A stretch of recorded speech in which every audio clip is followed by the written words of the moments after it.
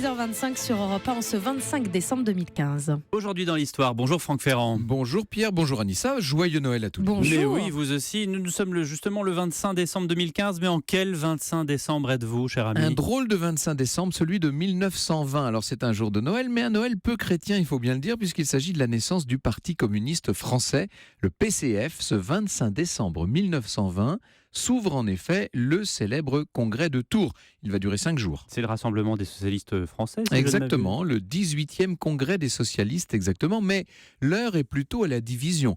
Vous avez d'un côté les partisans de la SFIO, la section française de l'Internationale ouvrière, c'est l'ancêtre du PS actuel, Oui. et puis de l'autre, ceux qui vont fonder la SFIC, c'est-à-dire la section française de l'Internationale communiste. Donc, si je comprends bien, les modérés d'un côté et les radicaux de l'autre. C'est bien cela. Ce qui les a divisés, c'est la Première Guerre mondiale. Bien entendu, on en sort tout juste. Les socialistes, vous le savez, ont fait l'union sacrée, mais seulement la guerre a duré. À partir de 1915, cette unité, petit à petit, s'est craquelée. Certains ont commencé à mettre en cause la légitimité de cette union. Si vous ajoutez à cela la révolution bolchevique de 1917, qui a instauré un régime communiste en Russie, Lénine, qui fonde l'Internationale communiste, etc., quelques socialistes aimeraient bien rallier ce camp, tandis que les autres, qui sont minoritaires, je pense à Léon Blum, à Marcel Samba, etc., refusent d'adhérer aux conditions du Comintern.